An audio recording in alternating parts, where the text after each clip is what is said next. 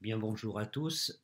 J'espère que la journée d'hier, sans vidéo, vous a permis d'apprécier au plus haut point la qualité du scénario qui vous a maintenu dans une espèce d'attente angoissée de savoir comment allait se dérouler l'histoire entre Saint-Augustin et Descartes. Eh bien, aujourd'hui, nous allons essayer de regarder un maillon entre Saint-Augustin et Descartes, qui est saint Thomas d'Aquin. Alors, comme d'habitude, je vous ai donné le texte dans OneNote. Ça serait bien que vous le lisiez. Il n'est pas très compliqué. Vous, vous enlevez de la lecture les quelques petites choses techniques, et puis ça ira bien.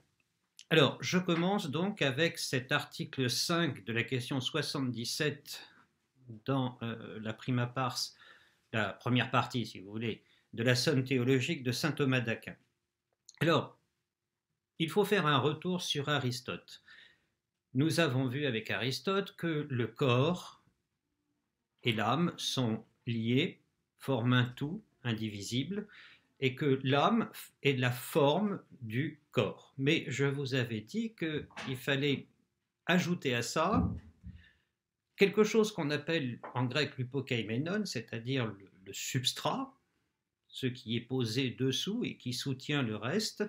Pourquoi? Parce que, ma foi, il y a des choses, la pensée par exemple, qui peuvent se produire sans le corps. Et donc, cet hypokeimenon, ce soutien, ce qui se tient dessous, va former d'une certaine manière une réalité conceptuelle qui permet de penser l'unité âme-corps. Et je vous avais aussi dit que chez Aristote, alors l'unité âme-corps, ça vaut évidemment pour les végétaux, les animaux, l'homme, et je vous avais dit que ce composé d'âme et de corps chez Aristote disparaît lorsque disparaît la chose. Par exemple, je ne sais pas, un animal qui meurt, eh bien, son âme ne survit pas. L'âme qui est la forme de ce corps, cette âme qui est la forme de ce corps de mon poisson rouge, si mon poisson rouge a la mauvaise idée de se jeter en dehors de son bocal, eh bien, il meurt et l'âme disparaît avec le corps. Alors maintenant, nous allons voir une espèce de comment dirais-je, d'intermédiaire entre saint Augustin et Descartes. Saint Thomas d'Aquin, pourquoi? Parce que saint Thomas d'Aquin va reprendre Aristote, mais va transformer très légèrement Aristote en posant quelque chose que saint Thomas va appeler le subjectum. Subjectum, ce qui est jeté dessous et que l'on va traduire en français par sujet. Alors, de quoi est-il question dans cet article 5? Eh bien, il est question de savoir finalement comment joue ce composé âme-corps et comment peut-on penser une unité qui est une unité un peu curieuse, puisque il est clair que l'âme a des sentiments, des affects, on dira plus tard, qui dépendent du corps. Et en même temps, il y a des choses qui n'en dépendent pas.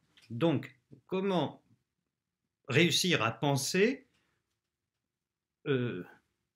cette espèce de composé bizarre, avec des choses qui dépendent de l'âme, des choses qui dépendent du corps, des choses qui dépendent de la connexion entre l'âme et le corps, etc., etc., etc. Alors, comme d'habitude chez saint Thomas, les articles sont toujours faits avec d'abord des objections, ensuite la thèse, en sens contraire, la réponse, c'est-à-dire l'explicitation de la thèse, et en dernière partie, les solutions, c'est-à-dire la manière dont saint Thomas réinterprète les objections des philosophes ou des théologiens précédents. Alors, parmi les objections, dans cet article, il y a l'objection du rapport analogique, à savoir que ce que l'âme est au corps, ça c'est la première objection, ce que l'âme est au corps, les puissances de l'âme, l'âme est la même chose vis-à-vis de ses puissances. Alors en clair, si je vais dire, si j'ai mal, bien, j'ai mal parce que je me suis tordu le pied. Il est clair que l'affection d'avoir mal, qui est dans mon âme, elle est liée au fait que cette âme est connectée avec le corps. Ça paraît clair. Ce qui signifie qu'il pourrait y avoir dans mon âme des affections qui relèvent de cette connexion avec le corps, et par voie de conséquence, ces affections sont évidemment dans l'âme. J'ai mal, mon âme a mal, et donc on pourrait penser que entre le fait que je me suis tordu la cheville et le fait que j'ai mal, il y a un rapport analogique. D'accord ? Maintenant, vous faites ça avec la pensée et la volonté.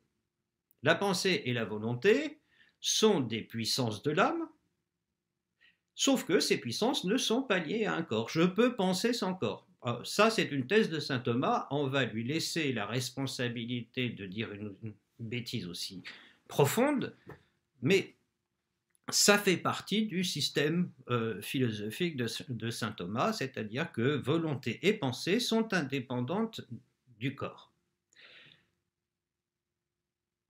Deuxième objection, si je dis que j'ai mal aux pieds, eh bien, mon âme attribue à mon corps ce qui l'affecte. C'est-à-dire que mon corps en lui-même n'a pas mal. Il est ce qu'il est. Bien. Mais la résonance, on va dire, de cette chose qui m'est arrivée quand je me suis tordu le pied, cette résonance dans mon âme fait que, dans un second temps, mon âme va dire, eh bien, j'ai mal au pied. Je considère que mon pied a mal. Mais en soi, si ce corps n'avait pas d'âme, s'il n'était pas informé, c'est-à-dire que si une âme ne lui donnait pas forme, eh bien, il n'y a aucune raison qu'il ait mal. Il n'aurait pas mal. Point.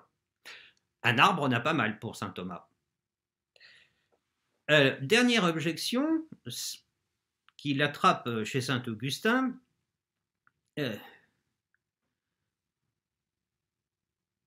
Encore une fois, j'ai mal aux pieds.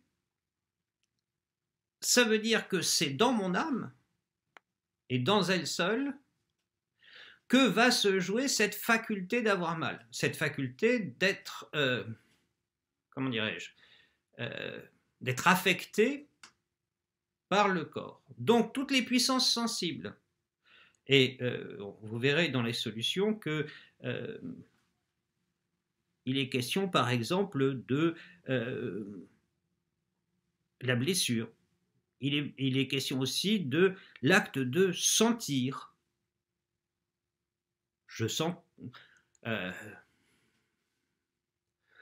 qu'il va faire beau pendant quelques jours. Bon, cette puissance de sentir, elle est dans l'âme, et elle est dans l'âme seule. Bon, alors, problème, et c'est là que les objections vont être détruites, problème pour saint Thomas, mais c'était déjà le cas chez Aristote. Problème chez saint Thomas, eh bien, cette notion de sujet ne peut pas être référée à l'âme seule, mais doit être référée à l'homme. Alors, il y a une question précédente où saint Thomas pose justement l'homme comme unité de l'âme, d'une âme et d'un corps. Ça signifie qu'il va y avoir une réalité qu'on va appeler le sujet. Merci, ça y est, nous sommes dans l'époque moderne avec saint Thomas. Il y a une réalité qu'on va appeler le sujet qui va se situer comme l'hypokaiménon en deçà ou en dessous de ces deux catégories que constituent l'âme et le corps. Subjectum, en latin, c'est ce qui est jeté dessous. Ce qui est jeté dessous va soutenir l'âme, le composé. Il est ce composé, ce subjectum. Mais en traduisant hypokaiménon par subjectum, l'hypokaiménon, c'est ce qui soutient par en dessous. Mais en traduisant par subjectum, ce qui est jeté dessous, nous allons être avec saint Thomas à l'origine de la pensée contemporaine du sujet, la conscience comme sujet, c'est-à-dire la conscience comme comme cette instance qui dit je. Et je vous renvoie à la première conférence sur Benveniste. Ce subjectum, ce sujet, eh bien, c'est lui qui va être le sujet, alors l'expression est très importante, le sujet d'attribution. C'est-à-dire que je vais m'attribuer à moi-même ce que ressent mon âme. Et ce que ressent mon âme, elle peut le ressentir via le corps ou sans le corps. Alors, on va faire une expérience de pensée. Je me suis tordu le pied et j'ai mal. Si mon âme attribue à mon corps quelque chose, le fait d'avoir mal, ça va signifier que ce corps va être, comment dirais-je, va être le principe d'affection de mon âme. Ça, c'est pas très bon. Ça, c'est pas très bon. Deuxième point. Si j'ai mal au pied, bien, je vais dire, mon âme ressent, je prends à l'inverse, mon âme ressent ce mal en raison de sa connexion, en raison du fait quelle est la forme de ce corps. Mais ça ne me dit pas j'ai mal. On se souvient que Nietzsche a critiqué Descartes en disant mais attention, il y a une inférence indue dans les méditations, c'est le ego. Pour Nietzsche, il faudrait dire simplement ça pense. Eh bien, si je suis ce fil rouge, je devrais dire en l'occurrence que si je dis j'ai mal, en réalité, il faudrait que je dise il y a mal. Dire j'ai mal suppose qu'il y a derrière, dessous l'âme et le corps, ce subjectum, ce sujet, et qu'on va dire ce moi. Donc avec saint Thomas, nous sommes d'une certaine manière à l'origine de ce moi. Alors attention, parce que chez saint Augustin, il y a un texte dans le De Trinitate que je ne vous ai pas donné parce qu'il est trop compliqué. Et il y a un texte dans lequel saint Augustin refuse cette notion de sujet pour des raisons théologiques. Mais ça, malheureusement, l'éducation nationale ne veut pas que je vous parle de théologie. Donc, tant pis pour vous, ce sera pour une prochaine fois en dehors du cursus habituel.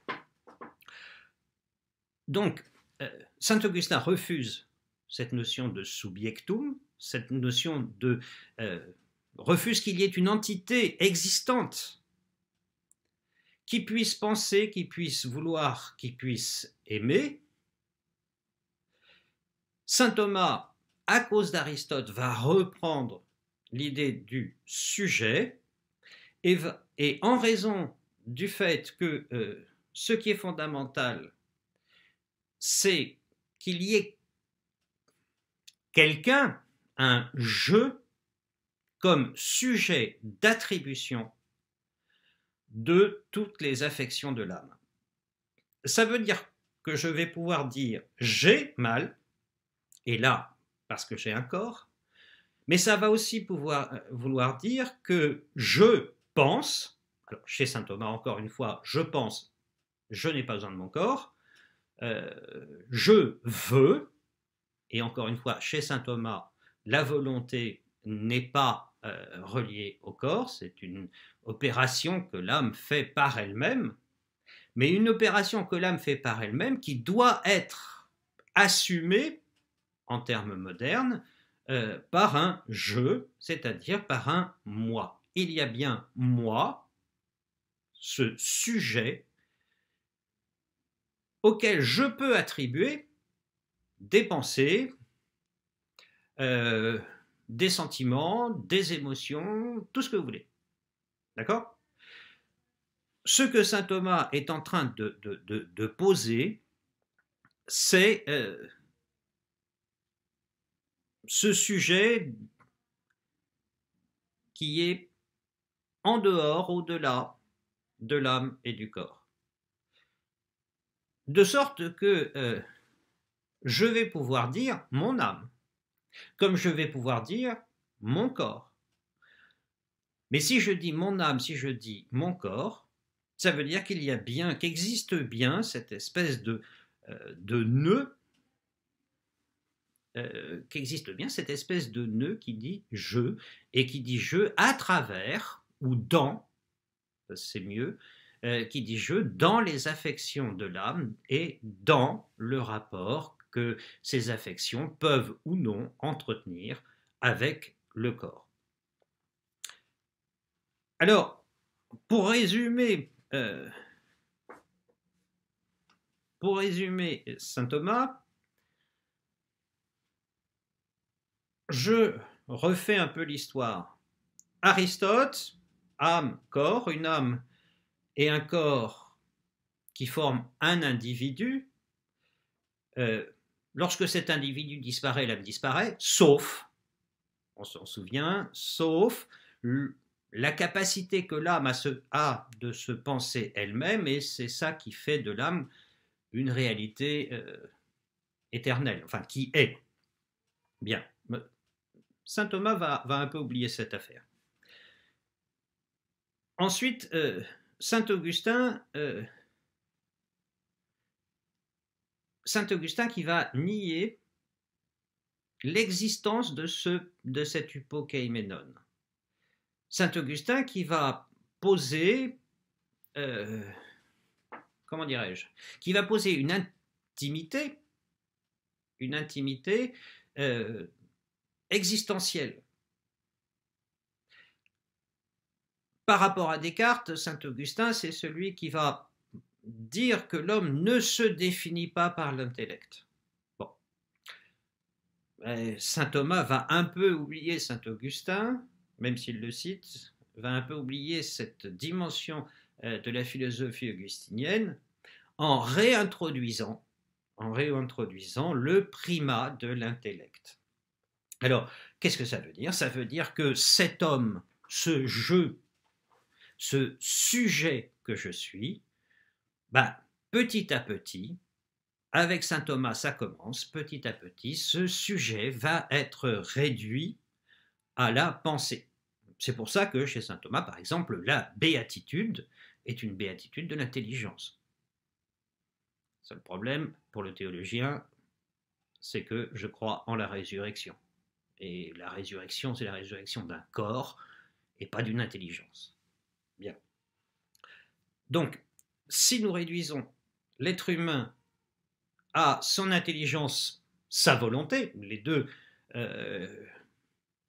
deux puissances de l'âme qui ne dépendent pas du corps, à ce moment-là, la porte est grande ouverte pour aller jusqu'à Descartes, pour aller jusqu'à moi je suis, moi j'existe, mais qui suis-je? Ah ça j'en sais rien, Descartes ne peut pas répondre. Que suis-je? Ah là oui, Descartes répond, je suis une chose qui pense. Eh ben, vous voyez bien que c'est déjà en germe chez saint Thomas avec cette idée d'un subjectum, d'un sujet, d'un jeu, d'un moi, qui va être le référent dernier de tout ce qui se passe dans l'âme. Pourquoi? Parce que l'âme peut à la fois exister sans son corps, enfin exister dans ses facultés, pardon, sans son corps, c'est-à-dire qu'elle peut penser et vouloir, mais elle existe aussi avec ou dans son corps, parce que elle a des émotions, parce qu'elle sent, parce qu'elle a mal, etc., etc. Mais si j'enlève le corps à un moment, je me retrouve avec quoi? Une âme qui est sujet de volonté, enfin qui a pour, pardon, je m'exprime très mal, je me retrouve avec une âme qui a pour puissance, c'est-à-dire pour capacité, qui a pour capacité de penser et de vouloir. Penser et vouloir vont être référés à un moi. Et donc, qu'est-ce que ce moi? Qu'est-ce que ce sujet? Qu'est-ce que ce subjectum? Eh bien, ça va être celui qui pense, celui qui veut. Vous voyez que saint Thomas ouvre vraiment toute grande la porte à Descartes. Et c'est ce que nous allons voir demain. Je vais reprendre les thèses de Descartes, mais avec tout ce passé, Platon, Aristote, Saint Augustin, Saint Thomas, et nous allons essayer de comprendre comment on a pu penser, et quand je dis on, c'est à M. Heidegger, comment on a pu penser qu'avec Descartes, il y avait l'invention du sujet moderne. Le sujet moderne, on vient de le voir, il est inventé au Moyen Âge. Voilà.